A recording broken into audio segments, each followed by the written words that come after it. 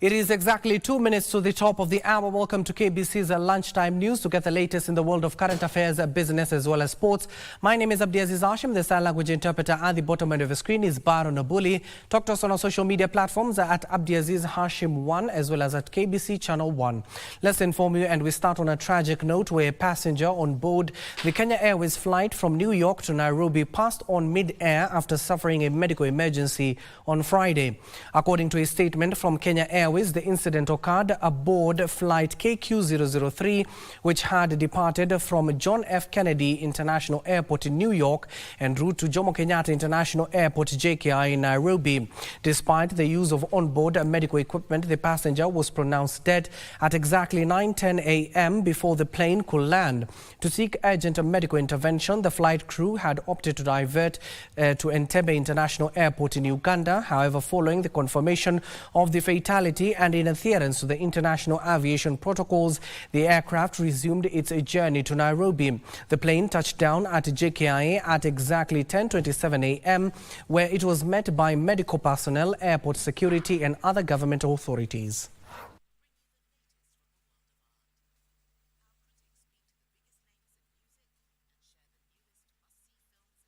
And now to the courts, where the High Court, through Justice Chacha Mwita, has directed the Inspector General of Police, Douglas Kanja, to immediately reinstate the security of the former Speaker of the National Assembly, Justin Biden Muturi, until a petition before him is heard on the 24th of June 2025.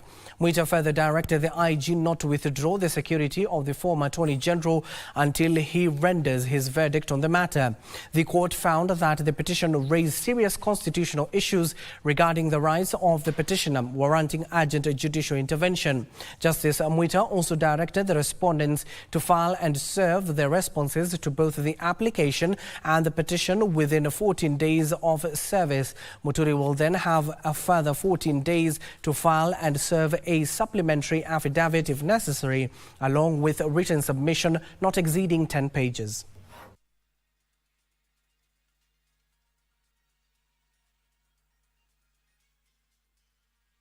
And in other news, a section of squatters in Ruai settlement scheme have refuted claims allegedly published in local publications suggesting the Renton company had officially taken possession of a 1,643-acre piece of land in Ruai sewage area. According to their chairman, Abdi Fogicha, the land was legally acquired from the Nairobi City Council on the 14th September 1999, where they settled for 14 years before they were forcefully evicted from the land.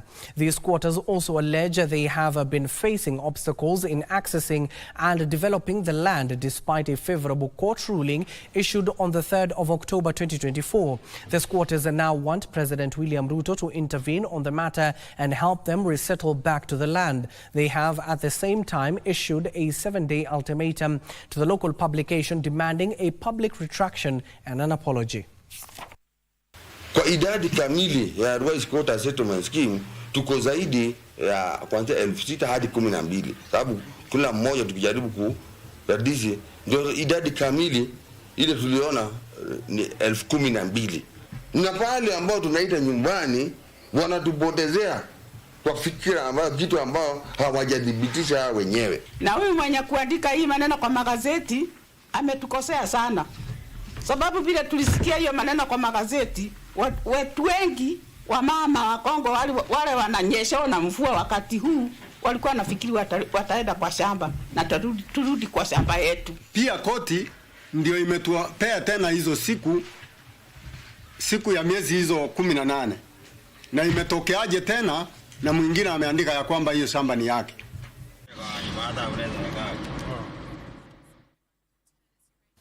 Elsewhere, a Mohaya Member of Parliament Mboka Milemba has slammed former Kakamega Senator Cleophas Malala for politicizing art through the play of Echoes of War that was to be staged by Butere Girls School during the Kenya National and Drama Festival 2025. Omboko, and an educationist, the profession has called on Parliament to enact laws providing guidelines to schools on regulations of art and other co-curricular activities. Omboko claims that Malala's involvement in the Butere Girls play was influenced by politics.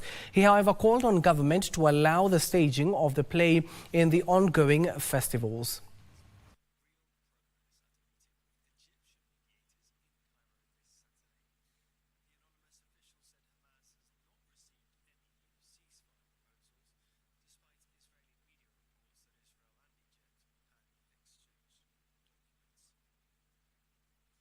Malala, in particular, is not a teacher. My TSC number is known, 3366, blah, blah, blah, blah. He doesn't have a TSC number. And to bring him to be part of the directing of drama is actually politicizing schooling, politicizing the curriculum, and actually engaging the students in politics, which should never be the case. The students must be apolitical.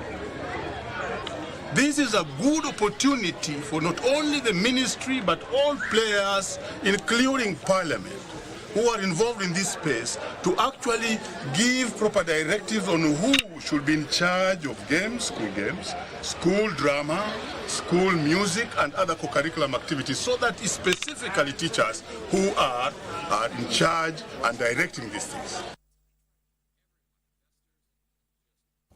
Residents of Rongo, Homa Bay County were on Friday treated to drama as a family of a deceased GSU officer engaged area police in running battles while trying to exhume his body buried at a local church without a court order. The officer, who died on March 27th this year in the company of his wife while in transit to the church, was buried on March 28th, 2025 within the compound of the said church.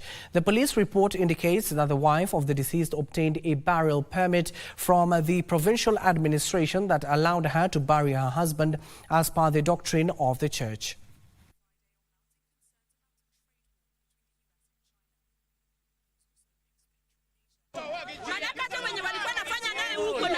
Wanataka kuona tu mwili ndio wakuje washikata huyo kijana mwenye anafanya na GSU. President ako ile gorofa. Si hata huyo president atoka kwa gorofa, shuka hapa chini tuongee. Kwa nini yako huko? Tangu tukuja hapa tumezaa na kijana mmoja tu hapa, mwanamume. Wote ni wanawake na wanaangalia vile wamenona. Sisi kama wamama ambayo alibeba huyo mtoto tumekonda, na hao wamama wanakula vizuri, wanakula hata damu ya watoto wetu. Angalia vile wanakula. Nataka serikali nisaidie kutoa mwili. Kuja hapa kusaidia kutoa mwili. To exhume the body. As it stands now, it's not possible for us as an office to allow them to go and exhume the body without following the legal procedure. So we have talked to them as a team, and they have agreed to follow those legal procedures to get an exhumation order. And once they get the order, it will be easier for us now to support them to exhume the body.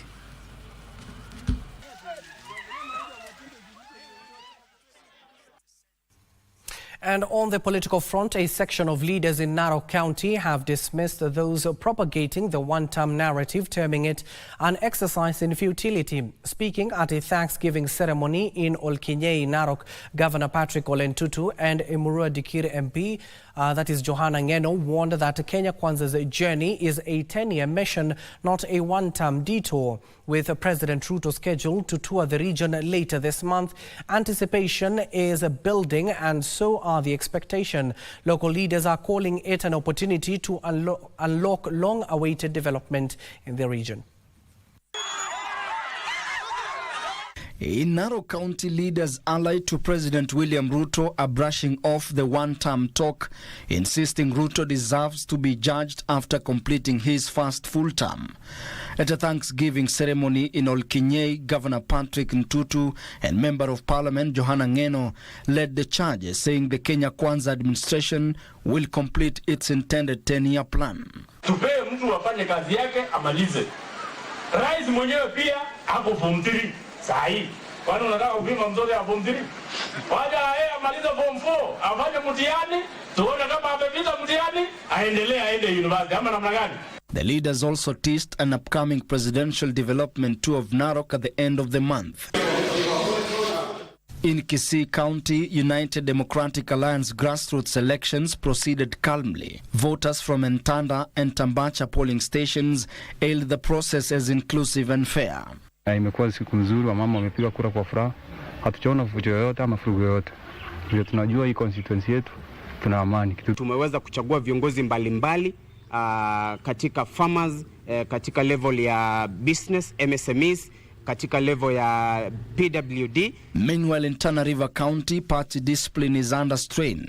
Senator Danson Mungatana and other UDA leaders condemned interference in local party elections, calling for order and respect for democratic processes. Tumelala Nairobi for an entire week tukijaribu ku keep with the timelines ya tarehe 26 ya mwezi wa 3.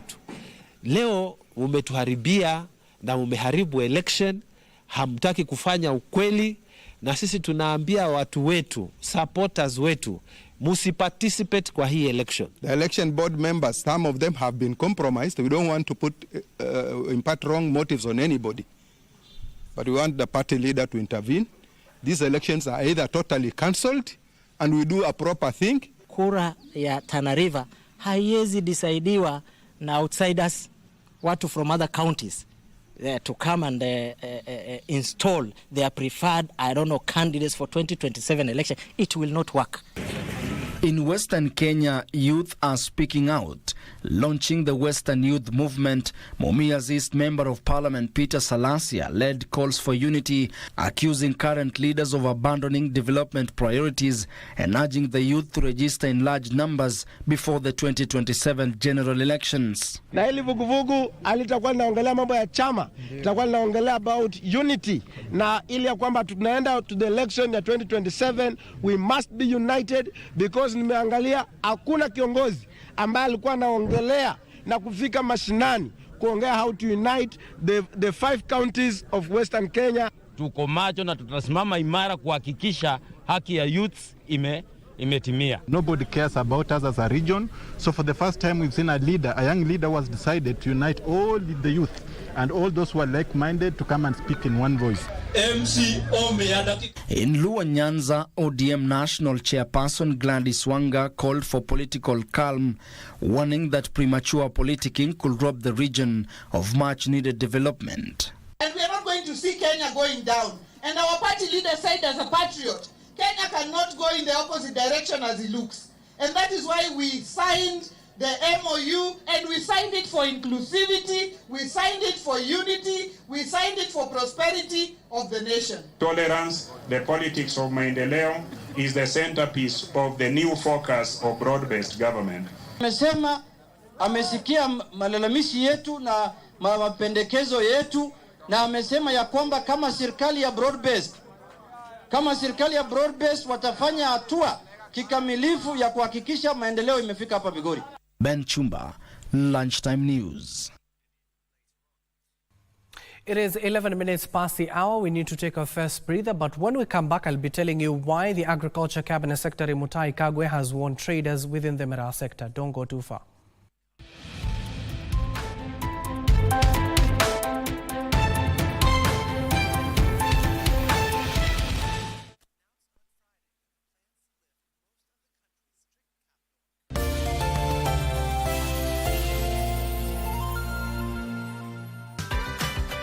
Kwa nini tuandike na mate ilhali wino uliokolea wa samawi na mweusi upo? Elimu ni taa inayoangaza giza linalojitokeza, ni chemichemi ya maarifa inayotoa mvua ya busara.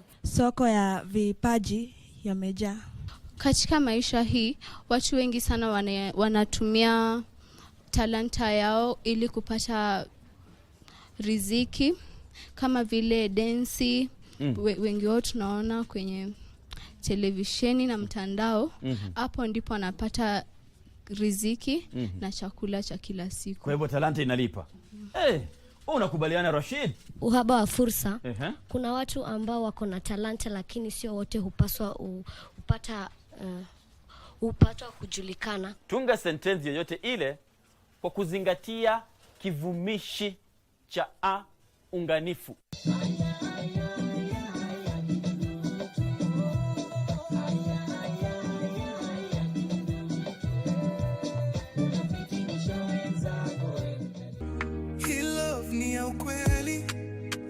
Kucheza chaza kwa Eastland Nairobi tuko na style ya maharaga. We've been to Northern Kenya like 4 times. So the very first Northern Kenya was the best. So we also look for other things that still puts us together every time. Like now we work out together a lot. Why did you leave the toilet seat up? I'm like, Just close it. Imagine we are all going to work in the morning. Alafu now he's in the kitchen preparing his own egg, sausage yake, beef bone yake, mkate yake. Mara sometimes najisavia na kaa chini. Mimi sijikaa uko njaa. Why are you not asking? Don't assume that I'm not eating.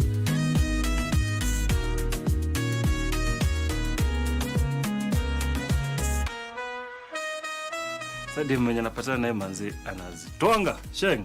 Hey. The ghetto was not so much deep. I've never been like kujua ghetto sana. I love where we are at in life.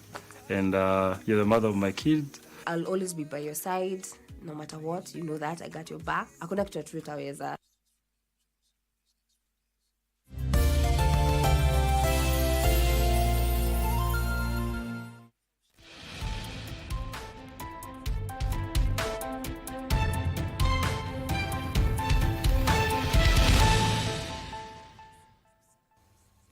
Welcome back and thank you for staying with us. Now, on the agricultural front, Agriculture Cabinet Secretary Mutahi Kagwe has warned traders and exporters in the Miraa sector to either comply with the ministry's minimum set prices or face delicensing. Speaking during Meru Farmers Day, the CS explained that traders who do not comply with the new prices will be required to reapply and indicate the prices they intend to offer farmers.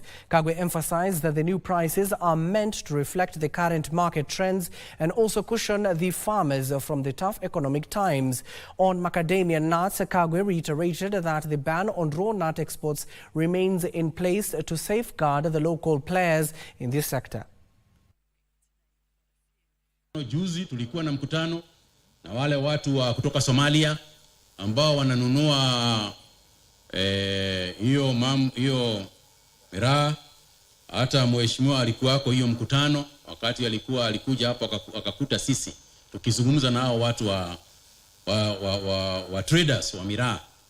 Na vile vile tumewaambia hatuwezi kubali wewe uuze kilo ya miraa huko Somalia at 7,000 shillings. Alafu mpatie mkulima hapa Meru 200 shillings. Jamani, hata ukiwa unajipenda namna gani, hata aibu huna, aibu tu ya kiutu, aibu ya kiutu. Wewe mwenyewe huwezi kufikiria uone kweli mimi na dharau huyu mtu.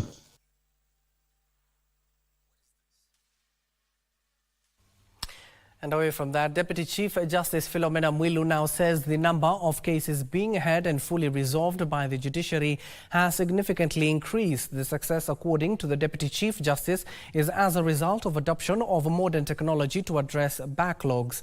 Mwilu said between July and December last year, the magistrate courts across the country fully resolved 179,377 cases out of an entire 181,439 matters that were filed. For years, the judiciary has received criticism for high backlog cases, which has affected tens of courts' users of delayed justice.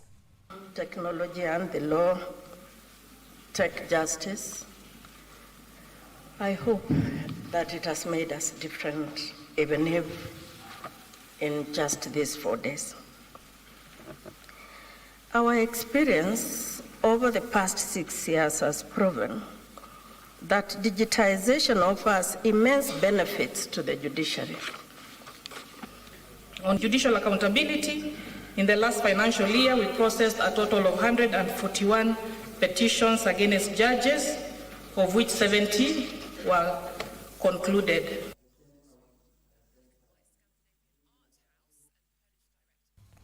On health matters, Thika residents have called on the government to quickly address systemic challenges hampering the smooth delivery of medical care through the Social Health Authority SHA. The residents who spoke during a free medical camp expressed concerns that the medical scheme has encountered a myriad of challenges, including system failures, additional payments and limited coverage. Some of the complainants claim that they have been forced to dig deeper into their pockets to foot bills that should have otherwise been sorted by the medical scheme. Health Cabinet Secretary Aden Duale on Friday appointed Dr. Mercy Mwangangi as the new CEO of the Social Health Authority SHA, who is confronted by the uphill task of streamlining the medical scheme to ensure accessible and affordable health care for all.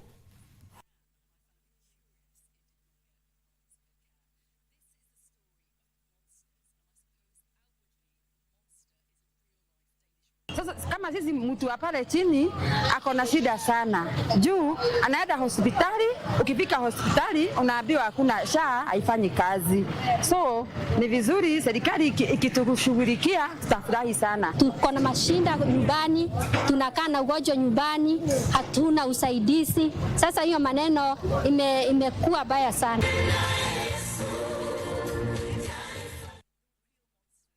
Still on health matters, the Mandera County Health Department has officially inaugurated 56 new hospital board members, including 8 chairs tasked with enhancing the efficiency and effectiveness of healthcare services delivery across the county.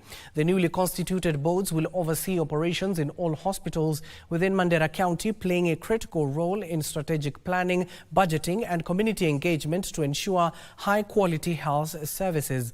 According to the Health Department, the boards will be responsible for ensuring that quarterly implementation plans and budgets are based on available resources. Additionally, they will formulate resource mobilization strategies and act as a liaison between hospital management teams and the community, helping to strengthen trust and improve health service delivery. This curriculum we've developed is not only designed to equip you with the technical know-how, but also to inspire you into innovative thinking and strengthen your commitment to public service. Already, if you look at the claims, we are very happy at least the claim system is taking shape. We can collect a lot of money to run these facilities.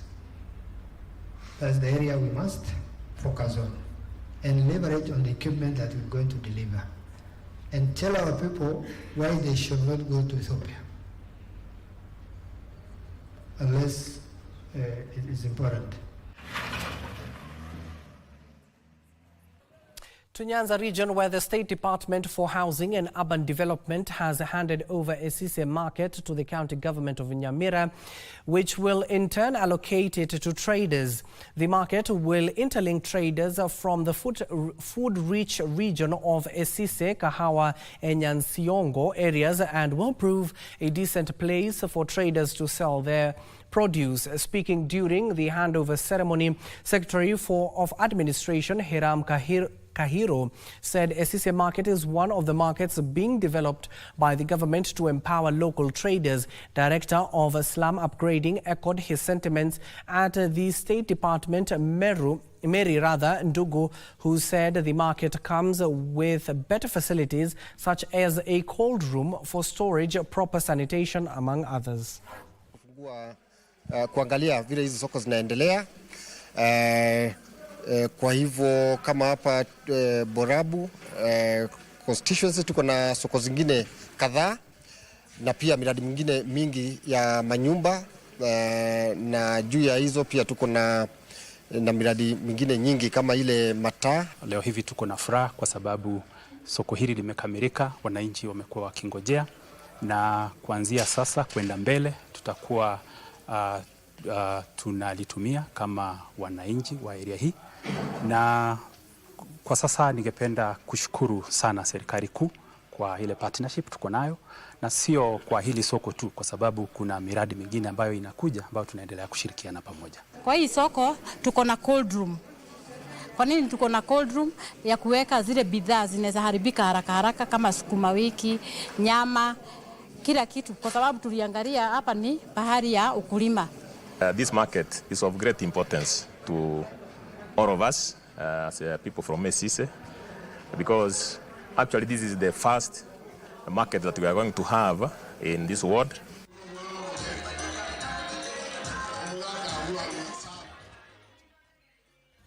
Two institutions of higher learning universities across the country have been asked to stop politicizing student intake and instead enroll them based on their performance. Speaking during the completion ceremony of the Kenya Advanced Institute of Science and Technology in Konza City, the Cabinet Secretary for Information, Communication and the Digital Economy, William Kabogo, stated that a majority of the country universities' intake has been compromised through intimidation. A move, he says, has denied qualified Kenyans a chance in joining the universities.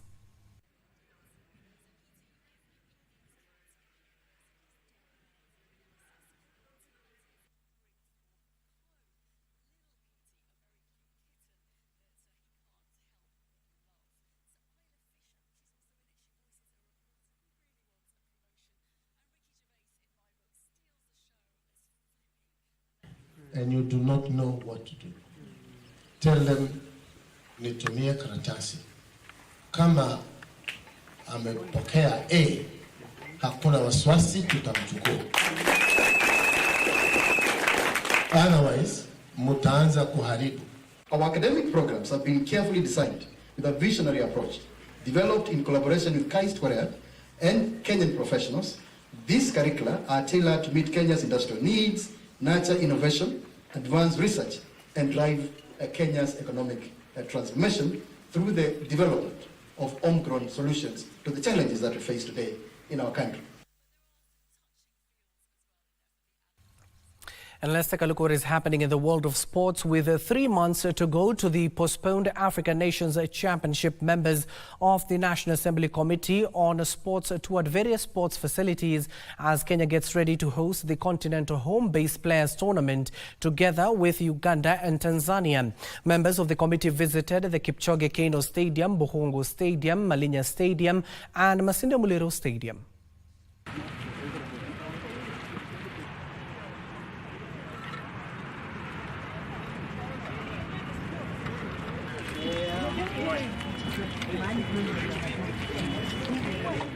This level, pitch, the track, yes. And the track there's no tartan.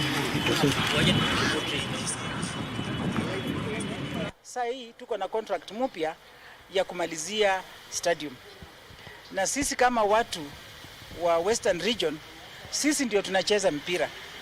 Kwa hivyo hii ni furaha kwetu, hii stadium ikiisha ndio tuendelee na hizi talanta zetu zenye tuko nazo kama watu wa Western.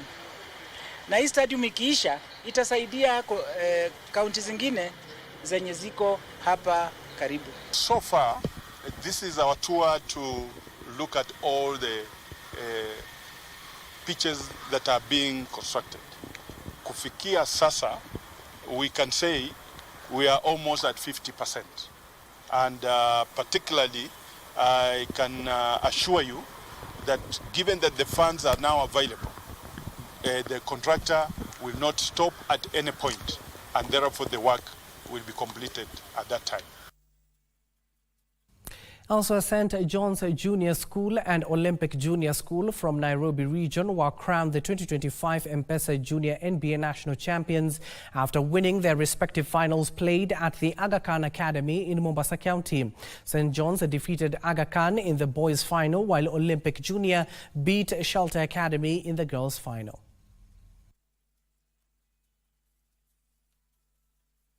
Kariobangi-based St. John's Juniors beat hosts Aga Khan Academy 30-23 to clinch the boys' national title.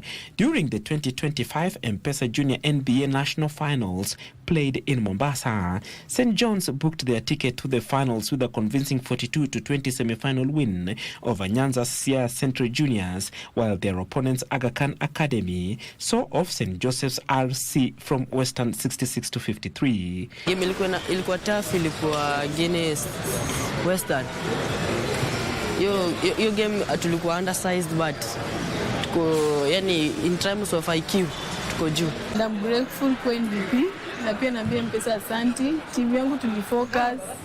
Aim yetu ilikuwa kupiga Nyanza, but na timu ilitulemea, but aim yetu ilikuwa Nyanza. We continue putting in the work. We don't know what the future holds, but we keep hope alive. Probably we'll be back again to win more championships. Olympic Junior School were crowned the girls' champions after they lit up the court with a powerful display to edge Nyanza's Shelter Academy 19-15 in a tightly contested final. Olympic had dispatched Nyamachari Junior in a one-sided semi-final as Shelter Academy booked their spot in the final by ousting Western's Lugulu Junior School. Lugulu won the girls' bronze medal as St. Joseph's completed the boys' podium with a 41-25 win over Sia Central. Moses Ochieng of St. John's Junior School and Brenda Akinyi of Olympic Junior School were named the best players, while Brian Busaka of St. John's and Ezra Alenga of Olympic Junior were named the best coaches. A lot of exciting talent has been identified by Junior NBA and the ministry, and hopefully this then can also be carried forward. And this is what makes us as M-Pesa really happy, because it means then we are delivering on our promise to transform lives as we also educate these young boys and girls into their financial freedom as they grow. We started off with an objective of running 4 regional tournaments. We thought we would have about 1,600 young people, under 16 players. We had over 2,000. We wanted to reach over 10,000 with the program. We reached 15,000 with the road show. We reached 2,000 players and then thousands and thousands of fans. So well over 20,000 young people reached over the course of the program. So it's been a huge success. This year's M-Pesa Junior NBA tournament reached over 10,000 boys and girls across Kenya through competitive games, NBA fit clinics and life skill workshops, including financial literacy sessions by M-Pesa Go. And here are your EPL fixtures this afternoon. Manchester City are set to take on Crystal Palace, Brighton against Leicester. Forest will take on the Everton, as well as Southampton will take on the Villains, who suffered a loss in the Champions League midweek. The mighty Gunners, who won, of course, against Real Madrid, will be welcoming Brentford to the Emirates Stadium on Sunday. It will be the formless Chelsea against Ipswich, Liverpool versus West Ham, Wolves versus Spurs, and then Newcastle against Man United. We all know how that match will end at the end of the day. My name is Abdiaziz Hashim. The sign language interpreter at the bottom end of the screen is Baron Abuli. Good afternoon for now.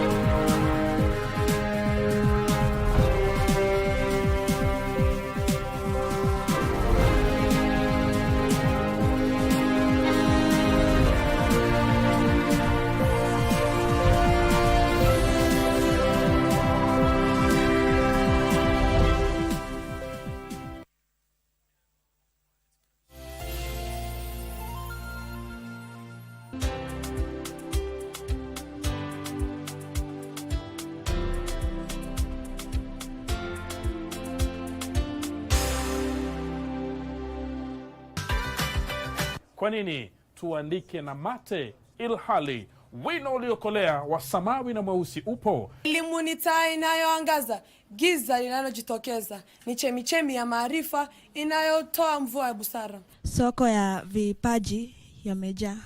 Katika maisha hii, watu wengi sana wanatumia talanta yao ili kupata riziki, kama vile densi.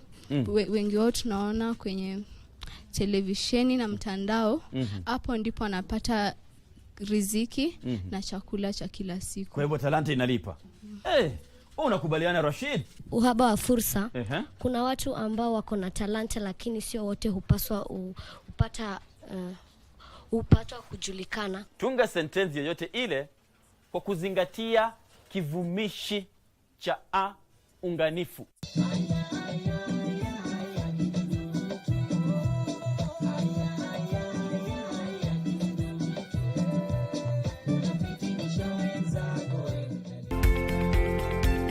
Suffering from a rare disease. You're in pain and no one even understands, and the doctor, the person who you expect to tell you what's wrong with you, still can't understand. The challenge is treating something which seems to be frustrating. It's not responding. It got to a point I told my mom, no, I can't take this anymore. Just leave me to die. Adult onset Still's disease is an autoimmune condition that comes with a myriad of symptoms. This one has fever and rash, but when the fever settles, it disappears until you become normal, and then it comes again. Your immunity is supposed to be protecting you, but here is a case where the immunity is what is fighting you. What could be the cause of that? So when you get an inflammatory process, you look at those markers of inflammation, look at ferritin levels, high white cell count, negative test for infections. You know, yeah, this is adult onset Still's disease.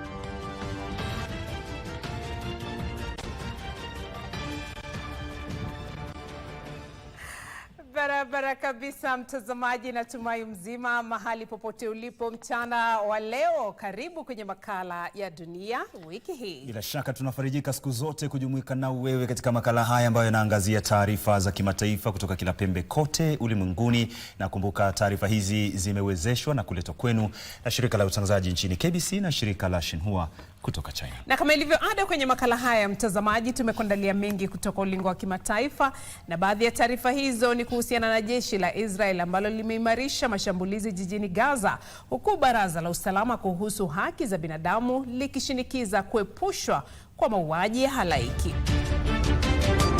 Bila shaka na pia kadhalika, Rais Donald Trump wa Marekani atangaza mashauriano ya moja kwa moja na Iran, huku taharuki ya kinyuklia ikitanda. Na kiongozi mmoja mkuu wa kundi la Hamas na wanawe wawili wauawa kwenye shambulizi la droni la Israel kusini mwa Lebanon. Twende sawa kadi tamati mwa kipindi kwa taarifa hizi na nyingine kindakindaki.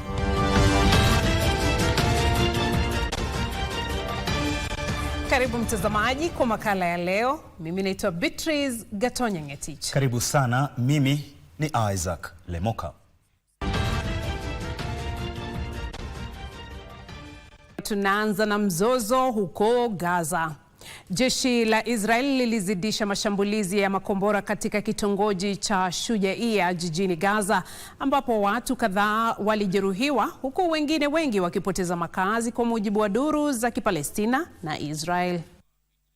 Wakizungumza na shirika la Xinhua, wale walioshuhudia kisa hicho walisema kuwa vifaru vya Israel viliingia kwenye eneo la mashariki mwa Shujaiya na kutekeleza mashambulizi angani katika eneo hilo lenye idadi kubwa ya watu, huku wengi wakiuawa na wengine kujeruhiwa. Hatibu wa kitengo cha ulinzi wa raia huko Gaza, Mahmoud Basal, alithibitisha kuhusu shambulizi hilo, akiongeza kusema kuwa makundi ya waokoaji yalishindwa kufikia idadi kubwa ya wale waliojeruhiwa kutokana na mashambulizi hayo makali. Wakati huo kwenye taarifa kwa vyombo vya habari, jeshi la Israel lilitangaza kwamba vikosi vyake vinatekeleza operesheni huko Shujaiya ili kuimarisha usalama, likidai kuwa operesheni hiyo imewaangamiza wanamgambo kadhaa na kuharibu maeneo yao ya kijeshi, kikiwemo kituo kikuu cha kijeshi cha kundi la Hamas. Jeshi hilo lilisema kuwa mapito ya raia yametengwa huku operesheni za kijeshi zikiendelea. Maelfu ya familia zimepoteza makazi kufuatia mashambulizi hayo, huku wakazi waliozungumza na shirika la Xinhua wakielezea hofu yao kutokana na hali hiyo.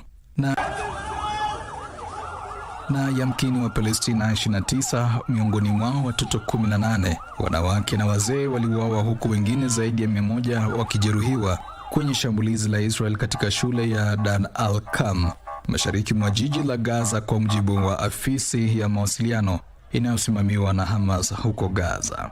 Idadi kubwa ya watu walikuwa wametafuta hifadhi shuleni humo kufuatia mashambulizi ya Israel. Kwingineko, wakazi wa ukingo wa magharibi mwa mto Jordan waligoma kulalamikia mashambulizi yanayoendelea ya Israel huko Gaza. Maduka, masoko, shule, vyuo vikuu, benki na afisi za umma zilipigwa, huku shughuli za uchukuzi zikisitishwa kufuatia mgomo huo ulioitishwa na makundi ya Kipalestina. Maandamano sawa na hayo pia yalifanyika nchini Tunisia, Jordan, Syria, Morocco na Lebanon. Na pamoja na taarifa hiyo, kikao cha 58 cha Baraza la Umoja wa Mataifa kuhusu haki za binadamu kilipitisha rasimu inayoshinikiza Israel kuepusha mauaji ya halaiki kwenye ukanda wa Gaza. Rasimu hiyo iliyopitishwa kwa kura 27 huku 4 zikipinga ilhali wanachama 16 hawakukuwepo, inaishtumu Israel kwa kukiuka mkataba wa kusitisha vita na kuihimiza itekeleze kikamilifu majukumu yake. Rasimu hiyo pia inashtumu hatua ya Israel ya kutumia njaa kama mbinu ya vita huko Gaza, hatua yake ya kuzuia uwasilishaji wa misaada ya kibinadamu kinyume cha sheria, na hatua yake ya kuwanyima wakazi rasilimali muhimu za kuishi vikiwemo vyakula, maji, umeme, mafuta na huduma za mawasiliano. Rasimu hiyo pia inaibua wasiwasi kuhusiana na matamshi ya maafisa wa Israel yanayoweza kusababisha mauaji halaiki na kushinikiza kwamba Israel itimize kikamilifu jukumu lake la kisheria la kuepusha mauaji halaiki. Rasimu hiyo inabainisha shinikizo kadha kwa Israel, ikiwemo kuhakikisha uwasilishaji misaada ya kibinadamu bila vikwazo, kurejesha uwasilishaji bidhaa muhimu kwa raia wa Kipalestina huko Gaza na kuwaruhusu wa Palestina walopoteza makazi kurejea kwenye maeneo yote katika ukanda wa Gaza. Vile rasimu hiyo imetoa wito kwa Baraza Kuu la Umoja wa Mataifa kuanzisha mpango huru wa kimataifa usioegemea upande wowote kuchunguza na kuwashtaki watu waliohusika kwenye uhalifu mbaya zaidi kuambatana na sheria ya kimataifa wakati wa mzozo huo. Israel mnamo mwezi Februari ilitangaza kwamba haitashiriki kwenye Baraza la Umoja wa Mataifa kuhusu haki za kibinadamu na hivyo haikuwepo kwenye mkutano huo rasimu hiyo ilipopitishwa. Vile mkutano huo ulizungumzia masuala mbalimbali ya kanda hiyo na kubadilishana maoni kuhusu hali inayojiri kuhusiana na mizozo hiyo. Israel ilisitisha mkataba wa miezi miwili wa kukomesha vita na Hamas tarehe 18 mwezi uliopita na kurejelea mashambulizi ya angani na nchi kavu kwenye ukanda huo. Nikiripotia Dunia Wiki Hii, jina langu ni Millicent Kubai. Katibu Mkuu wa Umoja wa Mataifa Antonio Guterres alihimiza kuhusishwa mara moja na bila vikwazo kwa misaada kwenye ukanda wa Gaza, huku vikwazo vya mwezi mzima vya Israel vikizorotesha mzozo wa kibinadamu na kuzidisha mateso kwa raia kwenye ukanda huo. Tazama. More than an entire month has passed without a drop of aid into Gaza. Guterres alisema kuwa zaidi ya mwezi mzima umepita bila msaada wowote wa vyakula, mafuta na dawa kuwasilishwa huko Gaza. Mapito yote yamefungwa na hivyo misaada na bidhaa za kibiashara haziwezi kuingizwa huko Gaza kufuatia agizo la Israeli tangu tarehe 2 mwezi uliopita, hiki kikiwa kipindi kirefu zaidi ambapo mapito hayo yamefungwa tangu mwezi Oktoba mwaka 2023 kwa mujibu wa afisi ya Umoja wa Mataifa kuhusu ushirikishi wa masuala ya kibinadamu. Akinukuu taarifa ya pamoja iliyotolewa na mashirika ya kibinadamu ya Umoja wa Mataifa, Guterres alikanusha madai kwamba kuna chakula cha kutosha kuwalisha Wapalestina wote huko Gaza, akisema kuwa vifaa vimeendelea kudorora. Alisema kuwa ni sharti misaada ya kibinadamu iruhusiwe kuwasilishwa na pia hudumu wote wapewe ulinzi kuambatana na sheria ya kimataifa. Alitoa wito wa uchunguzi huru kuhusiana na mauaji ya watoaji huduma za kibinadamu wakiwemo maafisa wa Umoja wa Mataifa. Alikariri wito wake wa kuachiliwa mara moja na bila masharti kwa mateka wote na kuafikiwa kwa mkataba wa kudumu wa kusitisha vita. Nikiripotia Dunia Wiki Hii, jina langu ni Rick Ogola. Nchi mbalimbali zimetekeleza juhudi za kukomesha mapigano katika ukanda wa Gaza yaliyosababisha uharibifu na maafa makubwa. Rais Abdel Fattah al-Sisi wa Misri na mwenzake wa Ufaransa Emmanuel Macron walitoa wito wa kusitishwa mara moja kwa vita kwenye ukanda wa Gaza walipowasiliana kwa njia ya simu, ambapo walikariri haja kurejesha utulivu na kuwasilisha misaada ya kibinadamu kwa mujibu wa taarifa ya afisi ya rais wa Misri.